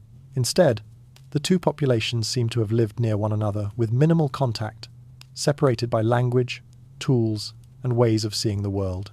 Over time, the Dorset retreated into more isolated pockets, holding on to their icebound traditions, while the Thules spread across vast distances with their boats, sleds, and whale hunting gear. The Dorset presence faded not through conflict, but through a narrowing of possibility, until their final traces dissolved into the archaeological record. Other groups experienced quieter transitions still. Some Paleo-Eskimo lineages merged with neighbors, their identities blending into new communities whose descendants carried fragments of both traditions. Genetic studies reveal faint echoes, signals that individuals who once lived in small, scattered camps eventually became part of larger networks. Their languages, stories, and practices may have shifted, but their bloodlines continued, weaving themselves into the broader fabric of Arctic humanity. In many places, material culture changed faster than people did. A family might adopt a new style of harpoon from a visiting group, or shift their dwelling structure after seeing another community's success. These adjustments accumulated slowly, until the archaeological signature of one culture blurred into another. To later eyes, it looks like disappearance. To those living through it, it likely felt like adaptation. Such transitions remind us that cultural boundaries are often more fluid than they appear. A vanished tool style does not always signal a vanished people. A new dwelling type does not always mean a new population. The Arctic's harshness encouraged cooperation as often as separation, and its vast distances allowed groups to move without confrontation. What remains in the ground today is only the faint outline of much richer, quieter exchanges. And so the story of Arctic disappearances becomes less about loss and more about continuity threads passing from one generation to another, even when names and traditions change. These migrations, absorptions, and replacements shaped the world that followed, leaving subtle trails for science to uncover. Now the question becomes, how do we trace these hidden paths back to the people who first walked them? For most of Arctic history, the people who walked across its coasts left behind only the faintest traces of themselves. A broken blade, a weathered bone, the outline of a dwelling worn flat by centuries of wind. Their voices dissolved into snow, their stories into silence. Yet within that silence, something remained: tiny fragments hidden in bone, in hair, in frozen soil. Only recently have scientists learned how to listen to these fragments, coaxing old DNA into revealing memories that time tried to erase. Ancient DNA does not speak loudly. It arrives as a whisper, a quiet thread of information carried through generations. When researchers extracted the first genetic sequences from Paleo-Eskimo remains, a surprising pattern emerged. These early Arctic peoples were not simply ancestors of the Dorset or the Thule. They were an entirely distinct lineage, travelers whose genetic footprints stretched from Siberia across Alaska and deep into the Canadian Arctic. Their story had been preserved not in artifacts, but in molecules resting patiently beneath the permafrost. The Dorset, too, revealed their own secrets when their DNA came to light. Though they shared landscapes and hunting grounds with Paleo-Eskimos before them, their genetic signatures were different, separate threads, woven into the same northern tapestry. They appeared, flourished in isolation, and faded, leaving no direct descendants. Yet their memory lingered in the objects they shaped, and the haunting silhouettes they carved into soapstone. DNA merely confirmed what archaeology had long suspected. The Dorset walked their own path. Then came the Thule, arriving from Alaska with new technologies, and a worldview sharpened for open water and vast migrations. Their DNA shows connections to Siberian ancestors, but also reveals a lineage distinct from the Paleo-Eskimo and Dorset peoples. They spread rapidly across the Arctic, carrying traditions that would evolve into those of modern Inuit communities. Genetic traces show moments of contact with earlier groups, but little intermingling. The Thule entered a land already marked by deep history, yet they remained genetically unique, shaping the Arctic's next great chapter. Each revelation adds another layer to a story once believed to be straightforward. Instead of one continuous Arctic lineage, DNA reveals chapters written by different peoples, some separated by centuries, others by millennia. Some blended, some persisted in isolation, some disappeared without leaving a clear successor. The Arctic, it seems, was never home to a single unfolding narrative. It was a crossroads where distinct human journeys overlapped, diverged, and quietly expired. And so, from the darkness beneath frozen ground, new understanding rises. These strands of ancient DNA do not diminish the humanity of those who lived here. They illuminate it. They allow us to trace migrations that left no footprints, to recognize relationships no artifact could reveal, to honor lives that ended long before history began to write itself. Yet DNA is only part of the story. The land holds its own memory, written not in genes, but in layers of ice, soil, and sediment. And it is there the next clues wait. The Earth keeps memories in places we rarely think to look. Beneath our feet lie traces of seasons long extinguished, storms long forgotten, and lives that unfolded before any human wrote a single word. In the Arctic, where silence settles deeply into the landscape, these memories rest in layers of soil, drifting sediments, and ancient ice. Each layer preserves a moment, and taken together, they reveal worlds that no longer exist. Lakebeds hold some of the clearest echoes. Over thousands of years, pollen from distant summers settled gently onto the water, drifting downward until it formed thin, delicate bands of color in the mud. These bands speak quietly of forests that once edged the Arctic, of grasses that swayed beside open water, of climates far milder than the ones we see today. When scientists lift these layers into the light, they read them like pages, slow, careful, patient, watching entire ecosystems shift with the turn of each thin slice. Ice cores tell a different kind of story. Deep within frozen columns of ancient snow lie bubbles of trapped air, sealed there since the day they formed. Within those bubbles, the sky of a vanished era still breathes. The air carries tiny hints of volcanic ash, traces of ancient fires, and subtle changes in temperature that ripple across centuries. When the ice softens under warm hands and modern instruments, the past escapes in small sighs, like a secret finally allowed to speak. Along the coasts, fossils reveal the movements of oceans the world has forgotten. Shells from creatures that once thrived in warmer waters lie buried in gravel, now locked beneath permafrost. Bones of seals and whales appear in places where no open sea exists today. These remains are quiet testimonies to shifting currents and coastlines, reminders that the Arctic was never fixed. It has always been moving, expanding, contracting, rearranging its boundaries with the slow certainty of time. Each form of evidence carries its own voice, but together they weave a single message. The Arctic's ancient worlds were not defined by ice alone. There were times when warmth reached farther north, when plants spread across tundra valleys, when animals roamed paths that are now impossible. There were times when cold deepened, pressing life into narrower forms, reshaping migrations, forcing new choices on the people who lived here. These patterns echo through every sediment core and every fragment lifted from the ground. As these clues gather, the past becomes sharper, not fully visible, but softly illuminated, like a lantern glowing through thin snow. They allow us to imagine early hunters watching summers lengthen, Dorset families adapting to winters that refuse to end, Thule travelers following coasts reshaped by sea and wind. The earth remembers, even when we do not. And in these memories, written in mud, ice, and stone, the Arctic's forgotten worlds rise again quietly, patiently waiting for us to follow their traces into the next layer of the story. Arctic archaeology was once a discipline defined by the limits of what the eye could see. Researchers walked the tundra, searching for scattered stones, faint depressions in the soil, fragments of bone loosened by thawing ground. But the land often kept its secrets buried beneath layers of silence. Only recently has a new generation of tools begun to lift that silence, revealing details earlier scholars could not have imagined. What once seemed empty is now alive with traces so small they were invisible for centuries. Drones drift above abandoned coastlines, tracing the faint outlines of ancient dwellings hidden beneath moss and wind-shaped ridges. From the air, patterns emerge, circles that mark the footprints of houses, linear scars where sled routes once crossed frozen plains. Each shape deepens our understanding of where people lived, how they traveled, and how their settlements evolved as climates shifted.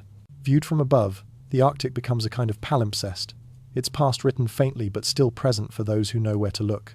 Closer to the ground, archaeologists sift through soil with tools designed not for excavation alone, but for listening to the tiniest remnants of daily life.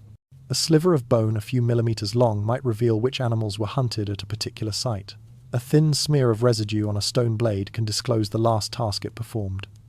A seal cut open, a hide scraped clean, a piece of driftwood carved into shape. These micro-artifacts form a constellation of clues, illuminating activities once thought forever lost. New technologies deepen the picture even further. Three-dimensional modeling allows researchers to reconstruct homes and workspaces using only the faintest physical traces. Chemical analysis of teeth and bones reveals where individuals traveled during their lifetimes, what they ate, and how their diets shifted as resources dwindled or expanded. In these scientific echoes, we glimpse choices made by hunters preparing for a long winter, families searching for new coasts, and communities navigating the boundary between survival and tradition. Yet even with all this precision, the spirit of Arctic archaeology remains humble. The land offers fragments, never full stories. Each discovery invites not certainty, but gentler questions. Who used this tool, and in what moment of their life? What did they hope for that morning? What conversations shaped their decisions? Archaeologists work with the patience of those trying to hear voices carried across an immense distance, their task less about uncovering objects than about honouring the lives behind them. The Arctic does not surrender its past quickly, but with each advancement, each new method of scanning, measuring, or analysing, the darkness surrounding ancient cultures becomes slightly thinner. The stories once hidden beneath ice and soil begin to take shape again, subtle yet unmistakable. And as these pieces fall into place, a broader narrative emerges, ready for the next section. A story woven from genetics, artifacts, and landscapes, reshaping how we understand everything that came before. For a long time, the ancient Arctic was pictured as a quiet, linear story, one culture drifting into the next, each replacing the one before it. But as new evidence has begun to surface, that old narrative loosens, like ice breaking under the first warmth of spring. The fragments once thought isolated now form patterns, and the patterns reveal a world far more dynamic than anyone expected. The past, once frozen in place, begins to move again. Genetic studies show lineages weaving through time rather than standing in simple succession. Paleo-Eskimos, Dorset and Thule people did not follow a single path of rise and disappearance. Their stories crossed, diverged, touched lightly, and sometimes left each other entirely untouched. Ancient DNA reveals distant origins, unexpected separations, and rare moments of contact that never made it into oral memory or archaeological debris. These discoveries do not erase the old stories. They expand them, adding quiet depth where once there was only outline. Archaeology, too, has added its own revelations. What first appeared as abrupt cultural breaks now looks more like gradual transitions, shaped by climate, opportunity, and mobility. A dwelling abandoned in one era echoes design elements from another, suggesting knowledge passing subtly across generations. Stone tools, once classified as belonging to a single group, now show variations that hint at broader networks of influence. Even the absence of artifacts, the silent spaces between layers, gains new meaning when paired with environmental records and genetic clues. It becomes clear that people moved in ways that left few traces, yet their presence shaped everything around them. Climate science provides the final piece of this evolving picture. Long cores of ice and sediment reveal warming intervals that allowed populations to expand, followed by cold pulses that pushed them inland or drove them to seek new coasts. These cycles were not backdrops but forces that shaped decisions, migrations, and the fragile continuity of lifeways. When seen together, climate shifts, cultural innovations, and human movement form a single story. The Arctic was never static. It was a realm of ongoing negotiation. Indigenous oral histories echo this fluidity. Stories of shifting ice, wandering peoples, and places remembered yet long abandoned match the timelines uncovered by science. These narratives, once treated as metaphor, are now recognized as valuable records of environmental change and cultural memory. They remind us that Arctic history is not a puzzle solved by outsiders alone. It is a living lineage carried by those whose ancestors felt the first winds of each transformation. What emerges from all of this is not a rewritten story, but a fuller one. A past made of movement rather than replacement, resilience rather than collapse. The Arctic becomes a world of continuities, fragile, interrupted, but never entirely lost. And with this new understanding rising into view, another question quietly follows. If these revelations reshape our sense of the past, what do they reveal about who we are today? Across the long arc of Arctic history, one truth emerges with quiet insistence. The people who lived here did not endure by conquering the land, but by listening to it. Their story begins with warmth, tightens through centuries of cold, and reshapes itself again and again as climates shifted, animals moved, and coastlines rewrote their boundaries. Each generation learned something essential, that survival was less about force than about sensitivity, less about certainty than about attention. What appears to us as a harsh and unyielding world was, for them, a partner whose moods had to be read with care. When winters lengthened, they adjusted their movements. When sea ice formed differently beneath their feet, they changed their strategies. When animals altered their migrations, they followed new paths without hesitation. These choices were not dramatic gestures. They were small, continuous acts of adaptation that accumulated across centuries. The Arctic asked questions slowly, and the people answered slowly, shaping traditions that held wisdom in every detail. how to store food beneath drifting snow, how to stabilize a shelter in rising storms, how to find direction in a sky where the sun vanished for months. What makes their resilience remarkable is not simply that they survived difficult conditions, but that they did so without believing the world owed them stability. They assumed the land would change, and so they remained light on their feet, mentally and physically. Their tools evolved with one purpose: to stay in conversation with an environment that never stopped speaking. This humility, this refusal to impose rigid certainty onto a shifting world, became their greatest strength. Today, we often imagine resilience as a grand act, a decisive triumph over adversity. Yet here, in the Arctic's deep history, resilience appears softer and more fluid. It looks like a family altering its route because the river froze differently than expected. It looks like a hunter watching the stars for subtle changes in weather. It looks like a community letting go of practices that no longer served them, even when those practices had defined their identity for generations. In their quiet adjustments, they carried the understanding that change was not an enemy, but a companion that walked beside them, whether welcomed or not. As the modern world faces its own rapid transformations, the lessons of these ancient peoples drift toward us with unexpected clarity. They remind us that adaptation begins not with panic or resistance, but with observation, with the willingness to notice what is actually happening, rather than what we wish were happening. They show us that flexibility is not weakness, but a form of respect for forces larger than ourselves. And they suggest that humility, far from being passive, can be a powerful tool for navigating uncertainty.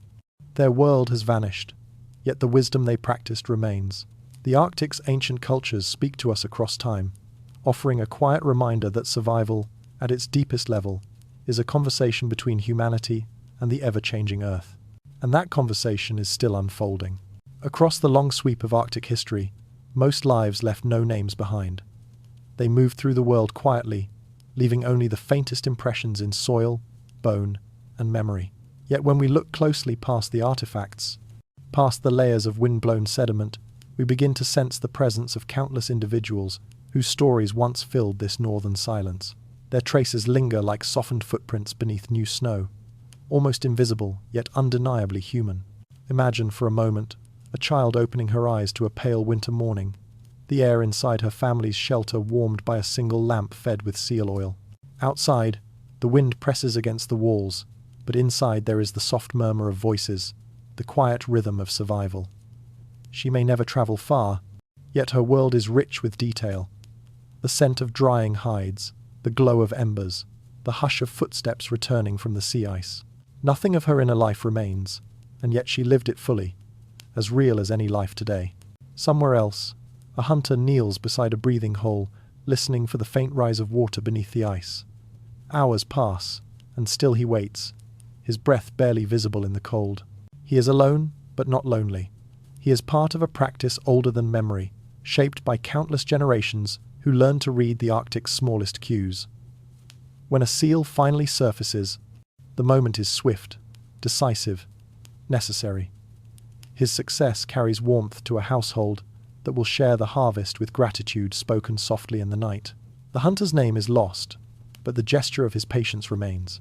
Inside another shelter, an elder leans toward the wavering light of a stone lamp, telling a story that has crossed centuries.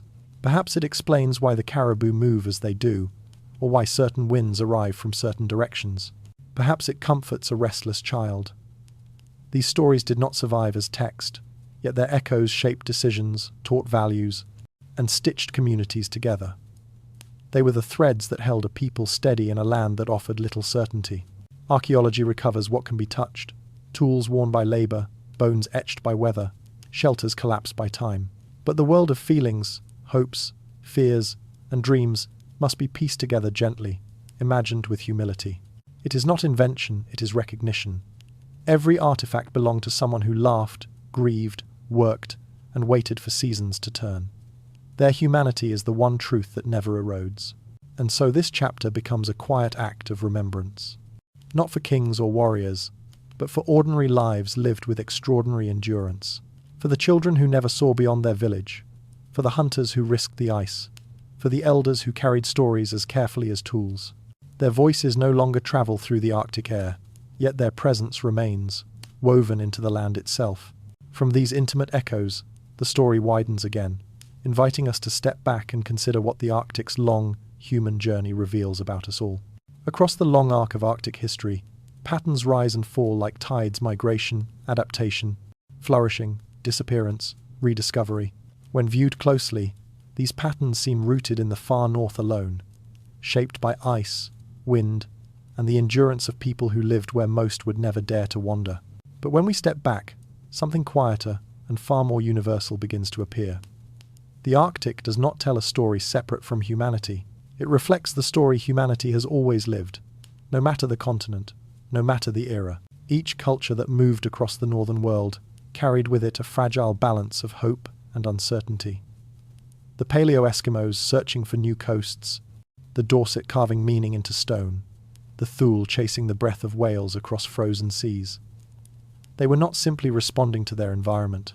They were responding to the same forces that shape us now: the need for stability in shifting times, the pull of opportunity, the fear of what lies beyond familiar sight. Their lives feel distant only until we notice how often their choices resemble our own. The Arctic's rhythm is one of constant transformation. Warm periods open paths, cold periods close them. Abundance draws people in, scarcity sends them away. Cultures rise when knowledge aligns with the world around them, and they fade when that alignment breaks. These cycles echo through the histories of every civilization, yet in the Arctic they unfold with a clarity rarely preserved elsewhere. There, the land does not hide change. It displays it openly, etched into ice layers and scattered across abandoned camps. And so the North becomes a mirror. In its vanished settlements, we see the fragility that comes when traditions cannot bend quickly enough. In its enduring lineages, we see the strength of communities able to listen to the land and adjust before the ground shifts fully beneath them. In its migrations, we see the truth that movement, whether across continents or within ideas, is often the only way forward. What appears as ancient history becomes a reflection of choices humanity still faces: how to adapt without losing ourselves, how to survive without forgetting what came before. The Arctic reminds us that no culture exists outside the reach of change. Climate shifts, landscapes rearrange, resources fluctuate, and even the most resilient societies must find new forms to endure. Yet the Arctic also reminds us of continuity. Knowledge travels through generations like a quiet thread, sometimes visible, sometimes hidden, but never entirely broken. Even when cultures seem to vanish, their echoes live on in descendants, in practices carried to new shores, in the traces left for future minds to rediscover. To see the Arctic clearly is to recognize our own reflection shaped by forces larger than us, yet capable of astonishing ingenuity. Its story teaches that vulnerability and endurance are not opposites, but companions, and as we move into a world changing faster than ever before, the lessons of the far north follow us like a shadow, asking whether we, too, can navigate the cycles that shaped every people who walked the ice. The Arctic reveals itself slowly, the way dusk spreads across a winter sky, quiet, unhurried, and certain of its place in the world. As the story comes to its end, we return to the landscapes that shaped it. Vast fields of ice stretching toward a horizon that seems to drift further away the longer one looks. Snow moves across the surface in thin, whispering lines, carried by winds that have blown across these latitudes for thousands of years. Nothing here is still, yet everything feels suspended in time. It is in this stillness that the echoes of ancient lives settle most deeply. The people who walked this land long before our memory did not think of themselves as living at the edge of anything. To them, the Arctic was not remote. It was home, complete and centered, a world with its own rhythms and expectations. They built their shelters from snow and bone, shaped their tools with patient intention, and taught their children how to read the sky for signs of shifting weather. Every decision they made was woven into the land, carried forward by the wind, and recorded subtly in the traces they left behind. Many of their stories are lost now, dissolved into the long arc of time. Yet their presence endures in the patterns of migration, in the quiet engineering of their homes, in the way knowledge was passed from one pair of hands to another. Even the silences they left behind carry weight. They remind us that history is not only a record of triumphs and conflicts, but also of persistence, people holding on through years when the world narrowed around them. In their endurance, something universal becomes visible: the simple, profound desire to live with dignity in whatever conditions fate provides. As we drift back from their world into our own, the Arctic remains behind like a quiet horizon at the edge of thought. Its lessons are not pronounced. They linger like breath in cold air. The ancient peoples of the North show us that survival is not a single moment of strength, but a long sequence of choices, each shaped by observation, humility, and patience. They remind us that even in places where the sun disappears for months, warmth can be carried in memory, in community, in the careful passing down of knowledge. This story does not end with certainty, nor with final answers. Instead, it closes the way the Arctic closes a day, with light fading gently into a silence that invites reflection. As the last traces of their footsteps dissolve into snow, we are left with a question that feels less like an ending and more like an inheritance. What part of their resilience, their quiet persistence, do we carry with us as we step back into our own warming world? The horizon remains still, their echoes remain soft, and as the Arctic settles into night, their story continues forward, carried now in the quiet of those who have listened.